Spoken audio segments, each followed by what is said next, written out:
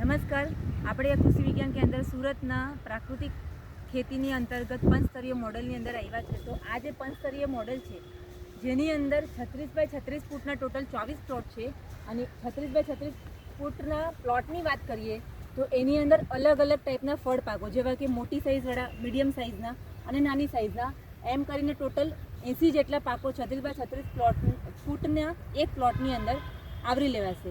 અને ત્યાર પછી કૃષિ વિજ્ઞાન કેન્દ્રના ફાર્મની વાત કરીએ તો 36 બાય 36 ફૂટવાળા ટોટલ 24 પ્લોટ આ ખેતરમાં, આ ફાર્મમાં અમે બનાવેલા છે, જેની અંદર પ્રાકૃતિક ખેતીના જે 5 આયામો છે, આચ્છાદન છે, ભાક્ષા કન્ડિશન છે, જીવામૃત છે, ઘન જીવામૃત છે, દરેક વસ્તુનો વ્યવસ્થિત રીતે ઉપયોગ કરવામાં આવે છે. બીજી એક વાત કહીએ તો કૃષિ વિજ્ઞાન કેન્દ્રનું જે પ્રાકૃતિક મોડેલ ફાર્મ છે એની અંદર જીવામૃત જે છે તે અમે ડ્રીપ ઇરિગેશન પદ્ધતિ દ્વારા, એટલે કે ટપક સિંચાઈ પદ્ધતિ દ્વારા દરેક છોડ સુધી પહોંચાડીએ છીએ. બીજું એ કે અહીંયા જે પણ ઘાસ ઉગે છે એ ઘાસને પણ અમે આચ્છાદન તરીકે યુઝ કરી લઈએ છીએ. અહીં તમે ઘણા બધા ફળ પાકો જોઈ શકો છો કે જેની અંદર સાઉથ ગુજરાતના જે ફળ પાકો છે, બનાના છે, જાંબુ છે, ત્યાર પછી ફણસ છે, કમરક છે, એવા અલગ અલગ પ્રકારના 15થી વધુ ફળ પાકોને 36 બાય 36 ફૂટના જે મોડેલ ફાર્મ છે એની અંદર આવરી લેવામાં આવ્યા છે.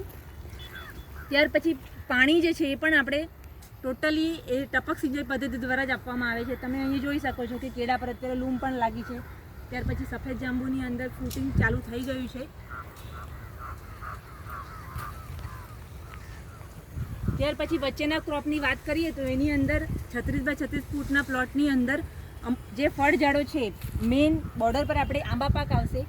વચ્ચેના 4.5 બાય 4.5 ફૂટના અંતરે મીડિયમ સાઇઝના ફળ પાકો જેવા કે સીતાફળ છે, મોસંબી છે, કમરક છે, કે જેની હાઇટ વધારે નહીં વધે અને એ પાકોને લેવામાં આવ્યા છે. અને એની વચ્ચેનું જે અંતર છે 4.5 ફૂટનું જે અંતર છે એની વચ્ચેનું જે અંતર છે એની અંદર મિશ્ર પાક પદ્ધતિ દ્વારા અલગ અલગ એગ્રીકલ્ચરના પાકો જેવા કે મગ છે, કાળા મગ છે, પાપડી છે, ત્યાર પછી ઘઉં છે, એ સિઝન વાઇઝ એ બધા ક્રોપ એની અંદર લેવામાં આવે છે. તમે અત્યારે ખેતરમાં જોઈ શકો છો કે ઘઉં ઉગી ગયા છે, પાપડીમાં ફ્લાવરિંગ પણ ચાલુ થઈ ગયું છે. તો એ સિઝન વાઇઝ અંદર જે જગ્યા છે એની અંદર સિઝન વાઇઝ દરેક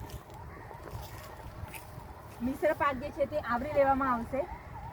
ત્યાર પછી વચ્ચેની જે જગ્યા હજુ પણ બચે છે એની અંદર સરગવો છે.